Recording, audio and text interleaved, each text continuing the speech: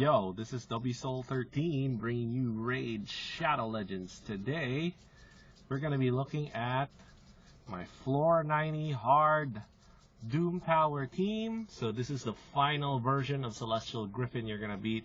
Arguably, I think the toughest boss in the Eternal Dragon Doom Tower rotation, right? So for a lot of people, this is where they get stuck at. And so that's my time right there, 7 minutes, 144 turns. This is the team right here. So it's got Drexstar in it, couple of fusion champs, Ronos and Iron Brago, although I did not fuse Ronos, I actually pulled him. And then Doom Priest and Melga, right? So a couple of epics. Doom Priest is very good for this particular stage because he takes away that decreased healing and puts on some increased attack, which could benefit some attacker that you may have, like Ronos. You know, the strategy here is really just to get Drexstar to put the burns on for extra damage. You're hoping Doom Priest triggers her reflex set as often as she can to get rid of the status debuffs, and then Brago and Ronos are kind of like my tanky damage dealers. They're both on lifesteal set, I think, and then Ronos I think is on Helm Smasher, and then Iron Brago is on War Master. Because Iron Brago I do use him for clan boss, and then Ronos I don't use him for clan boss. I use him more for Ice Golem, I think. Yeah, he's my insurance card for Ice Golem. Then Melga, everybody knows. Melga is amazing. If you had a chance to get what's her face? Damn, I forgot her name. Ursula yesterday. So if you had a chance to get Ursula yesterday, that could essentially fill Melga's role right there as kind of like a reviver slash not really healer but damage mitigation. So Ursula puts on I think strengthen, so if you can just get that strengthen going, I think she does, right? Yeah, so if you could just and increase defense, right? So those are kind of important things to have on your team.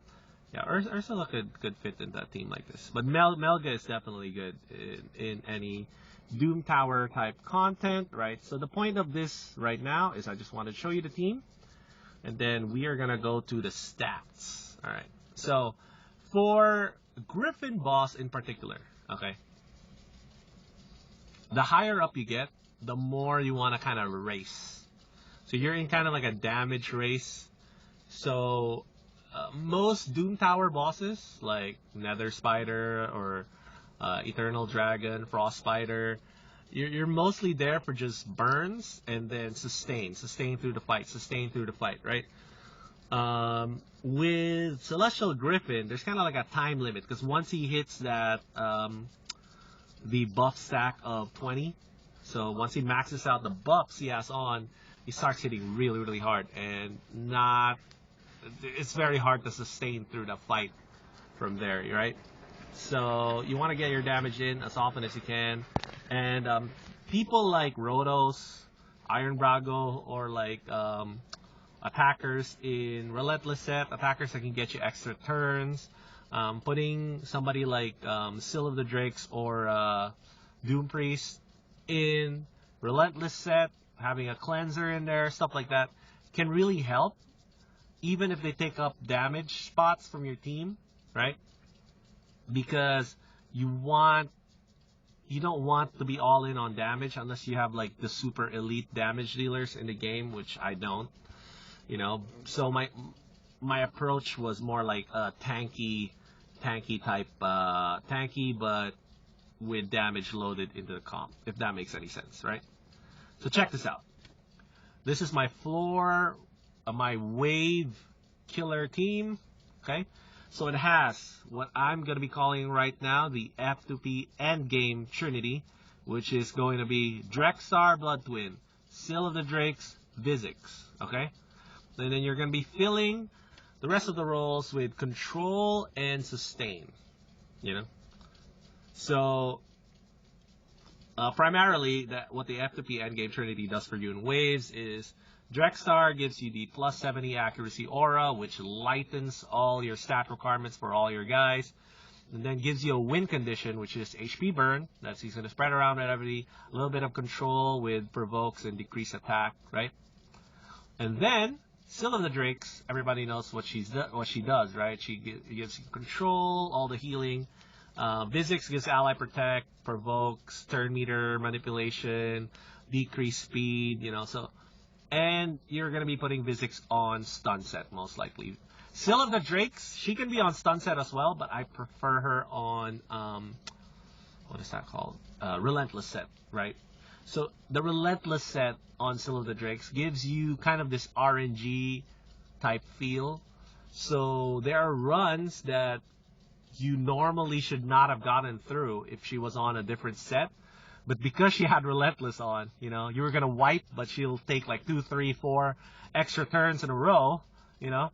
And she just goes heal, heal, heal, revive, heal, or heal, revive, heal, heal, and you're back in the game, right? So things like that, or she can go like stun everybody, revive, heal. Those are kind of like lethal sequences in terms of just beating Doom Tower waves. So yeah, definitely put Sil on Relentless set if you can. It'll take time to build, which is why it's called the end game build. But all 3 champs are accessible, and you don't need Arbiter. So even if you're stuck in Arbiter missions, this comp is perfectly doable, right? Check this out. So we're going to go through the stats yet again. We've already seen them before, but I'll show you again, right? Regen Immortal set for Drexstar, just screen cap right here, right? So everybody's speed is over 200. That's one of the big takeaways. And everybody's accuracy has to clear over 300, factor in Drexstar's plus 70 accuracy aura right here, right? All battles, plus 70 accuracy aura. One of the best, if not the best aura in the game. I mean, I know there's Arbiter's speed aura, right? And then plus her entire kit in Arena. I get that, but yeah, Drexstar definitely is in the running for the best aura in the game, in my opinion. So Iron Brago, he is built more for clan boss, so I need him dealing damage, but he gives you the passive increased defense on everybody, so he doesn't need to use his increased depth aura for Doom Tower, right? You can just have him on your team, and it gives you the free plus 400, plus 500 defense, depending on how high you can get his depth up. And I got him on 100% crit rate, 200+% crit damage. Accuracy is a little bit low, needs a little bit of work right there for the accuracy. Other than that, though, I'm very pleased with this build. The speed is also a little bit low because I have him built for clan boss, but he is effective enough. All right, so not ideal in the speed and accuracy department. You can build yours differently if you don't use your Brago for clan boss. Let's take a look at Ronos. So this is one of the newer ones. I'm sure some of you may have seen his build before, but I had him on Relentless set. All right, now he's going to be on Lifesteal set. 37k HP. Attack is a little light, 2700 attack, because I have a little bit of defense on him, 2000 defense. Speed is definitely very light. So I want this to come up more. But one of the things that makes Rotos really good is he can proc that counter attack and then just go right afterwards, stacking the extra turns. So he's kind of really, really good and doesn't really need that much speed, because a lot of the Griffin's attacks are going to be AoE, triggers a counter attack. It just gives you this like RNG angle, you know, to RNG through that Griffin boss. Accuracy is also a little bit low. You want that closer to 250. But, you know, like I said, it's not perfect. The builds aren't perfect. And what I'm trying to show here is that your builds don't have to be perfect. The thresholds are there as kind of like guidance, you know. Nobody knows the exact numerical thresholds of everything you need to do to make the game perfect. And even if they do, sometimes they're just kind of unachievable, to be honest, you know.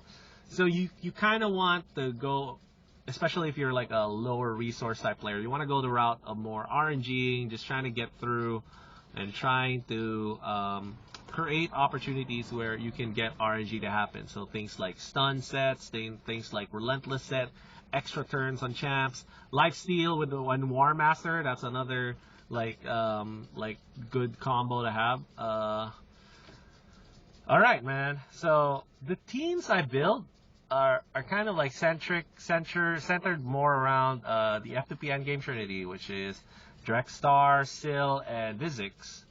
Vizix after the buff, of course. Let's recognize that, right? So that's the only reason why Vizix is there, right? It's after the buff.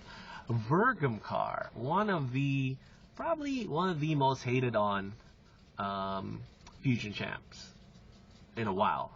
Probably just slightly less hated on than Pixniel. So why do people hate Vergamcar? Well, they feel like his kit doesn't bring that much to the table, you know. They feel like epic champs do better jobs than he does. All of which are true arguments, except, especially if you're an F2P low spender, even specific epic champs could potentially be harder to get than a fusion champ. That's just the reality, right? So the fusion champ is a guaranteed champ. You can go for it no matter what, right? Epic champs, even if they're epic, a specific epic could be hard to get. So if you're hitching your entire plan on a specific epic, it might be a lot harder to do than you think. You know, this is why I prefer to think in rules rather than absolute. Oh, this is the best champ for this slot, right? I try not to think in those terms. So check this out. What does he do? Well, he brings a little bit of stun. So the stun isn't that important. Mine's fully booked. This is where he kind of becomes useful for hard Doom Tower for me. He takes away provokes, and he can put on increased def and shield, right? Plus, he takes another random debuff away. So he's kind of like a pseudo cleanser, specifically for provoke, right? And then the other money skill for me is this one. He takes away a random buff, right? Well, 2 random buffs, right? And the chances go up to 100%, so the accuracy just has to clear.